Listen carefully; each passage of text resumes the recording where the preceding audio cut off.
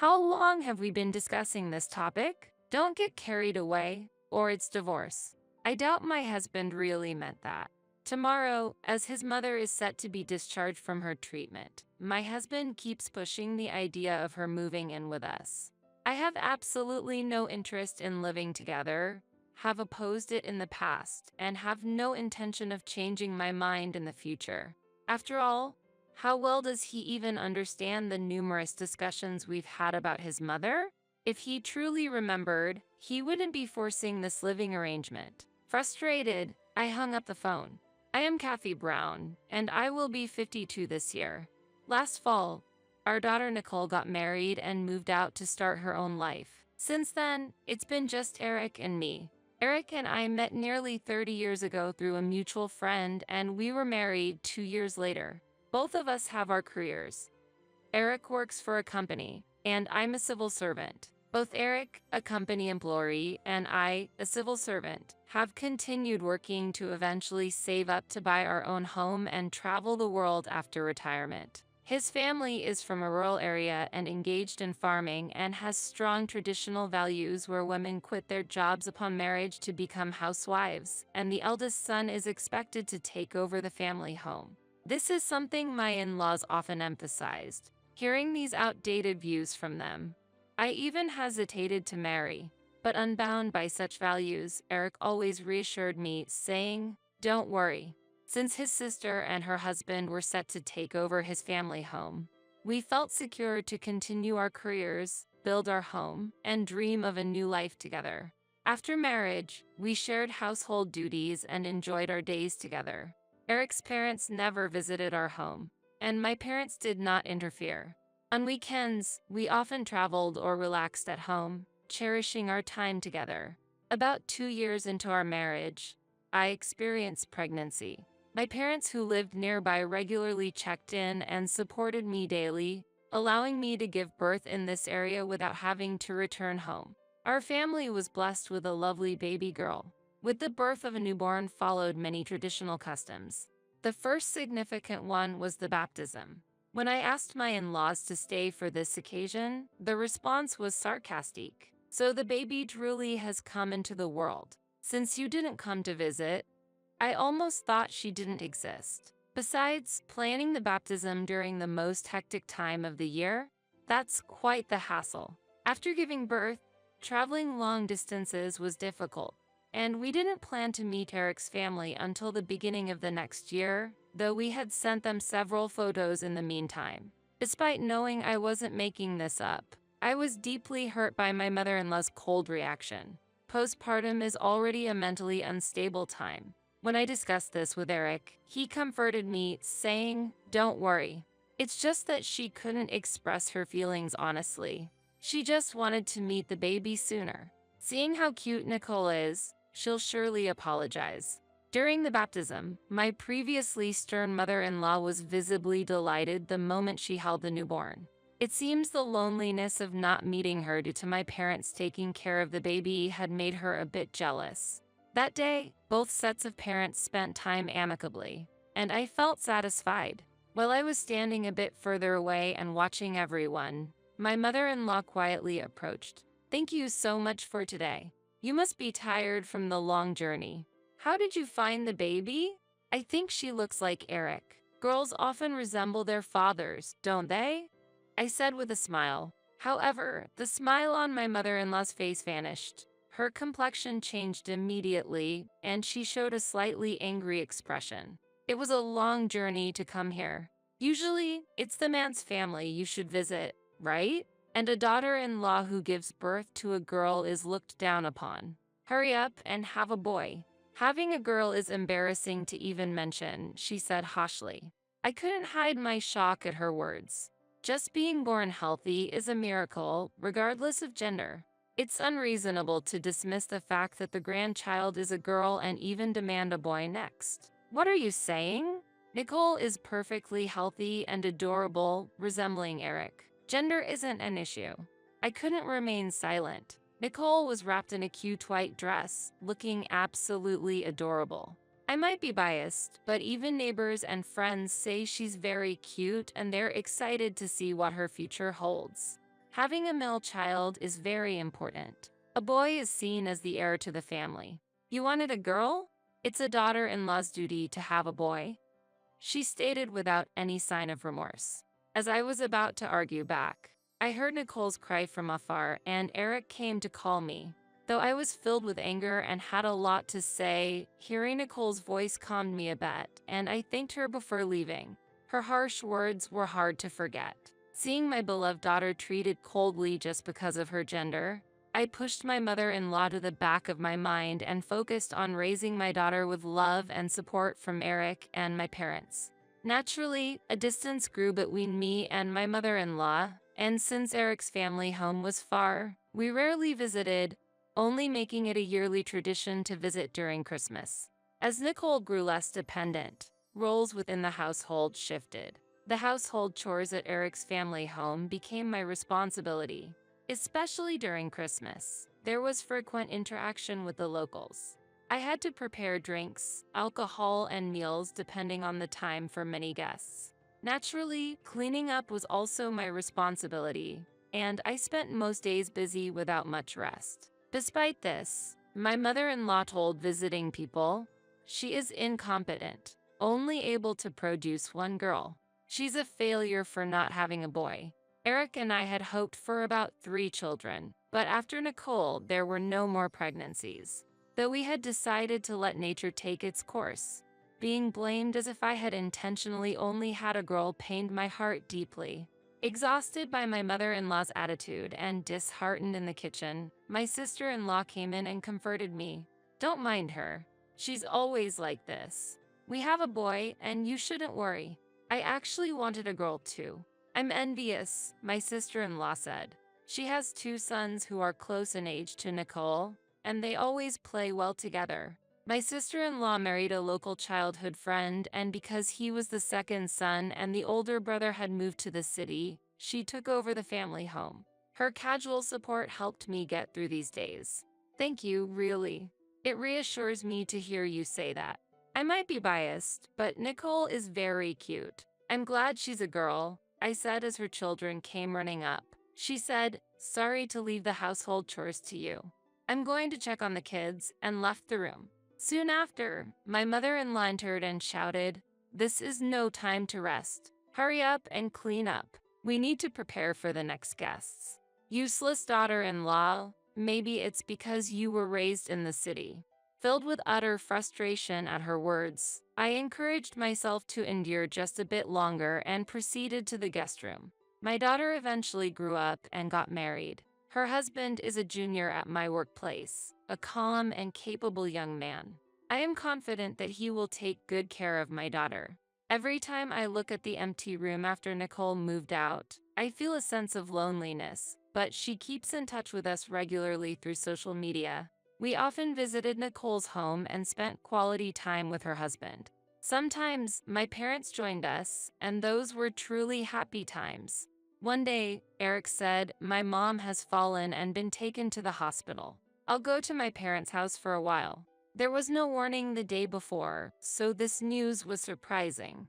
I asked him why, and it turned out that Eric had been secretly communicating daily with his mother via social media without my knowledge for nearly 30 years. I was dumbfounded by the revelation that my husband had kept this from me for so long. However, even after being treated coldly, it's natural to be worried upon hearing that his mother was injured.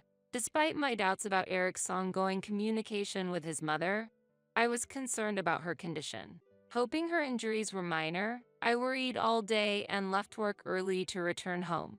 Eric hadn't returned yet, so I watched TV and had a simple dinner while waiting for his call. My phone rang after a while and Eric said, hello, Kathy, it's me. Mom's okay, so don't worry. She's staying in the hospital tonight just to be safe, but she hasn't broken anything. She's expected to be discharged tomorrow. But there's something I need to discuss. I was relieved to hear his mother was safe, but his next words took me by surprise. It turns out she's been badly treated by my sister and brother-in-law, so I've decided to bring her here to live with us after she's discharged. Dad will continue to live there, he explained. I couldn't comprehend what he was saying. Even though I understood that his mother would be moving in with us, it was too much for me to accept emotionally. Caught off guard by this sudden proposal, I responded, "What do you mean? Wasn't your mother supposed to continue living there?" This sudden suggestion of living together is troubling. We had agreed not to live together originally. From the beginning of our marriage, we had agreed not to live together, and Eric knew this. Moreover, his sister had assured us, "Don't worry, we will take care of this house and our parents." I was shocked by the sudden proposal, feeling like the ground was slipping beneath me. However, she has been receiving harsh words from my sister for a long time. This is abuse. It's the first time I've seen Mom so worn out. I can't bring her back to that house. Since Nicole's room is available, it would be best for her to move there, Eric insisted.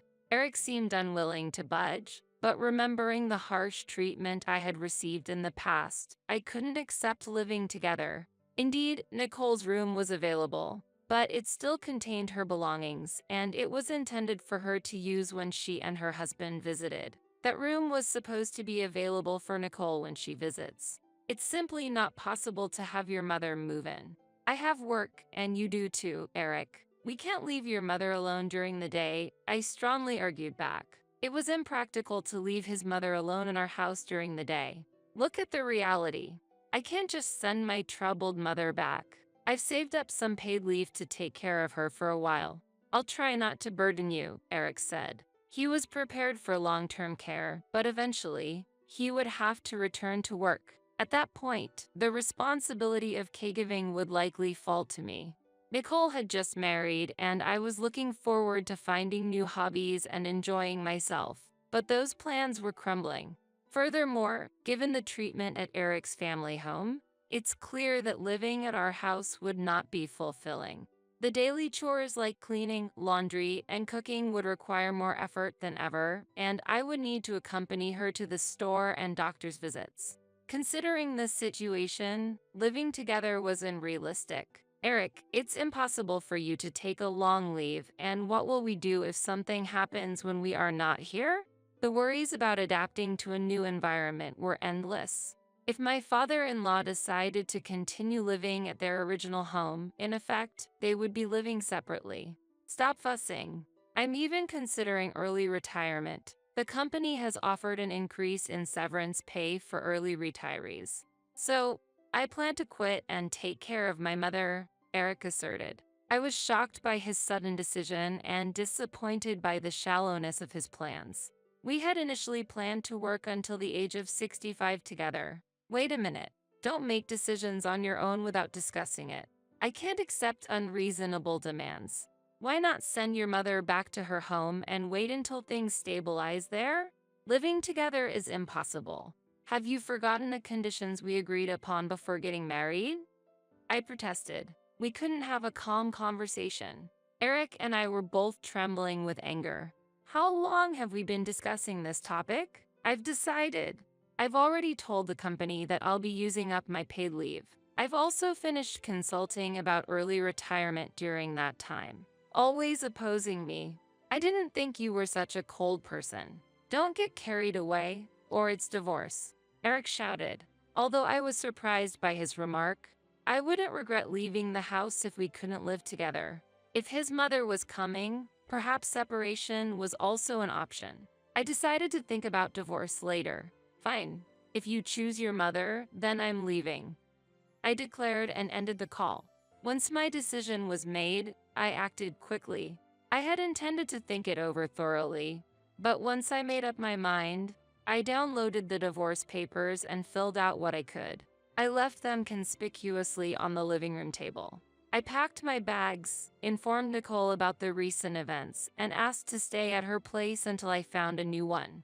Nicole kindly responded, "Stay as long as you need, and if necessary, I'll come to pick you up with the car." I packed all my belongings into bags and left the divorce papers clearly visible. It was sad to leave behind the furniture, appliances, and dishes I loved, but I had limited luggage I could carry and had to move out quickly, so I had no choice. I expressed my gratitude to Nicole and her spouse. borrowed a room to store my belongings, and we talked about the events of the night until late. The next day around noon, when I turned my smartphone back on, I unexpectedly found numerous missed calls. Upon checking them, I saw they were all from Eric, which confused me as it felt like monitoring. Just then, my phone rang again. "Why did you leave the house? And why are the divorce papers on the table?" "My mom says she's hungry. Can you make her something to eat?" Had Eric forgotten our conversation from the previous night? Not even noticing the divorce papers, only worrying about his mother's meal. What kind of nerve was that? "I told you yesterday, we're getting divorced. I can't deal with your unreasonable demands anymore. I'll hand over the shared bank account information, and I'm letting go of the house and all our belongings. I want to avoid disputes over asset division and compensation. Make sure you file the divorce papers," I said and ended the call. Right after ending the call, my phone rang again. "Don't call anymore. I'm at work right now." I briefly refused and set my phone to block his calls. I felt more disgust than sadness toward such a disgraceful husband. I never thought divorce would feel this easy. I had expected to be sadder and more depressed, but surprisingly, I felt refreshed. Perhaps my dissatisfaction with my husband was deeper than I thought. After a while, I might settle down and be overwhelmed by loneliness. Anyway, I was determined to move forward without looking back, but Nicole's offer to take your time, let's live together, moved me, and as a result, I continued living at my daughter's home. 2 months after leaving the house, my ex-husband contacted Nicole's home. "Nicole, is your mom there? I need to talk to her for a bit. Could you call her for me?"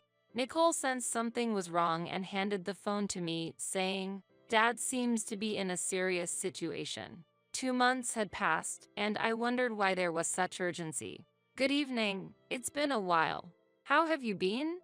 I greeted him, and he replied immediately. "Hey, Kathy. I got a sudden call today saying the mortgage payment was missed. What's going on? The payment should have already been made from our joint account. We pay the electricity bill from that account too, right? They told me that if it's delayed further, they might seize the property. During our marriage, all living expenses were paid from that joint account. This included the mortgage, utilities, food expenses, and credit card payments. We each deposited $1,500 per month into that account, totaling $3,000 every month. Thanks to this, we had some financial flexibility, and our savings had gradually increased. However, after the divorce, I stopped all deposits, so I'm not aware of the current account status. It's hard for me to say what to do. I don't know the balance of the joint account anymore. I haven't made any deposits since the divorce. Unless you have been wasting money, there shouldn't be a reason for it to run out so quickly." There was a sudden gasp from the other end of the phone. It seemed he had just realized that the balance was dangerously low because I had stopped transferring money and he had quit his job. His mother staying over also probably led to additional expenses like buying new furniture and eating out frequently, which caused a considerable amount in expenditure. To tell you the truth, the divorce hasn't been finalized yet. I still have the divorce papers with me. I can't stand your selfish behavior anymore. Please come back home. If you return, even Mom will forgive you," he said. I couldn't believe the divorce wasn't finalized yet. His behavior, as if I should forgive everything, infuriated me. Eric and his mother might be able to forgive, but I can't and won't put up with it. He was still talking, but Eric's words didn't register with me.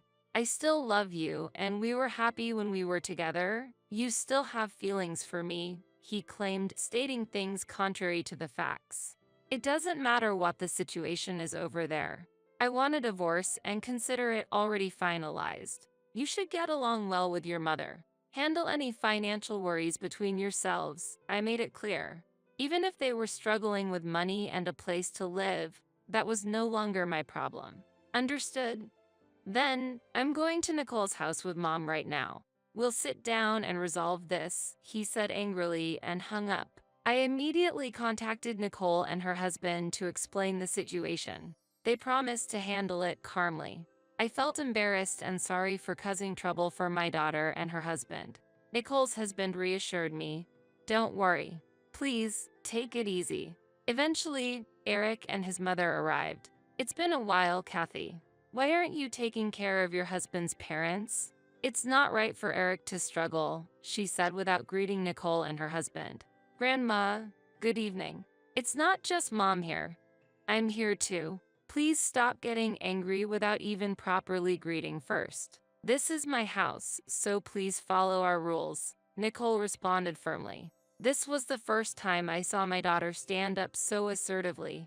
The little girl who once needed protection had grown into a confident, independent adult. "Grandma, Dad, please come this way. I'll show you to the living room," Nicole said, taking the lead like a teacher managing a classroom. "Everyone, please take a seat. First of all, Grandma, what are you doing here?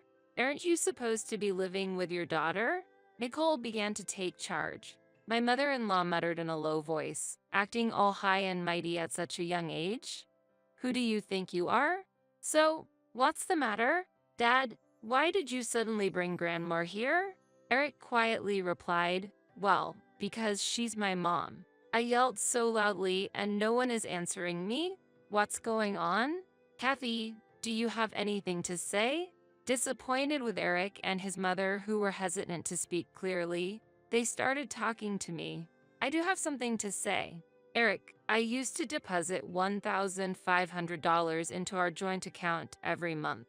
If you didn't live extravagantly, that should have been enough for a while. If it ran out, you could use your retirement funds or savings, no?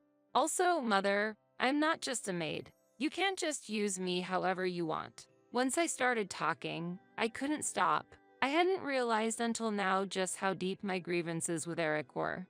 Eric himself, not expecting me to speak so frankly, stood there with his mouth agape in surprise.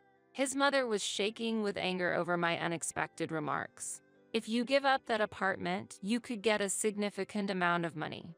Eric manages it, so I'll leave the decision to him. Just be careful about changing the deed because it might incur a gift tax. Also, please manage the property tax by yourselves. Mother, if you can move around, you should at least do some housework. Why did you leave your home anyway?" I couldn't help wanting to know why she had left. She had been living there for so long, with her husband, daughter-in-law, and even her proud grandsons. Yet she suddenly left, and I didn't understand why. "Please stop raising your voice. My daughter has been harsh on me. It feels like she's bullying an old woman. I couldn't feel at ease at home, and when I fell, no one cared," she said pitifully. I felt nauseated at this sight. Just then. "Stop saying such shameful things. Just stop. You've always been so selfish, Mom. I can't believe it. Lying and seeking sympathy won't work. You should just give up and go back home," came the voice of Eric's sister from my smartphone. We had been on a speakerphone call with her. My sister-in-law, unable to bear her mother's words, had spoken up. She was direct and rational, saying things without reservation, which must have been hard for my mother-in-law to endure. On the other hand, her son spoiled his mother, quickly forgiving her at the slightest tear. "You were always so harsh. Eric is kind and always cares about me. It's just this incompetent wife complaining." "We are living happily here," his mother retorted. Essentially, she had fled here to escape conflicts with her daughter. It's all so ridiculous. Eric being dragged into such problems was due to his naivety and dependency on his mother. "It seems Eric is waiting for you at home. Lucky you. We plan to sell this residence as well, so it would be ideal for you and Eric to go back home after clearing up. Since Eric quit his job, he has time on his hands. Helping with farm work back home would be best for him," I said to them, smiling brightly. They looked at me seriously. As they gazed at me, I pulled out a document. "Eric, this time I will make sure the divorce papers are filed. If you delay, the division of assets will be firmly decided through a lawyer. I won't ask for compensation, but the division of assets is inevitable. What shall we do?" With a look that felt like checkmate, I gave them a cold stare. I wanted to make a decision today. Eric sighed and finally signed the divorce papers. His mother continued to shout, "Heartless woman. Horrible wife abusing the elderly. Grandma, this is my last request. Don't forget how you always treated Mom harshly just because she had a girl and neglected me while giving toys and sweets to Aunt's sons. You never even gave me a single candy. Now that this talk is over, I want to say goodbye. Please leave this room quickly. I don't want to see you ever again, and you won't see your great-grandchildren," Nicole said tearfully but strongly. For a long time, I had been consumed by my own emotions, but learning how my daughter had been mistreated by her grandmother, I felt angry. My daughter's words are everything. Mother, please do not come here ever again. Eric, this is the end for us too. If I have to contact you about anything, I'll call Tracy, I said. Rejected by both me and Nicole, Eric and his mother left dejectedly. As the solution became clear, I felt relieved speaking with Nicole, her husband, and my sister-in-law over the phone, grateful for their support, and looked forward to filing the divorce papers tomorrow. It had taken some time since that phone call, but everything had finally been resolved. After selling the house, my ex-husband and his mother returned to their hometown. The farm work kept them very busy, and my sister-in-law was pleased to have additional help. Physical labor was a challenge for my indoorsy ex-husband. My mother-in-law did simple tasks in the garden and household chores. They would learn the value of hard work through these difficult tasks. This seemed suitable for them. Meanwhile, as I felt awkward living long-term at my daughter's house, I moved to a nearby apartment. I planned to help my busy daughter as much as possible. Nicole was pregnant and expected to give birth in 6 months. I would become a grandmother, and as long as the baby was healthy, the gender didn't matter to me. Every day, I eagerly awaited seeing my grandchild's face as I walked firmly on my own feet.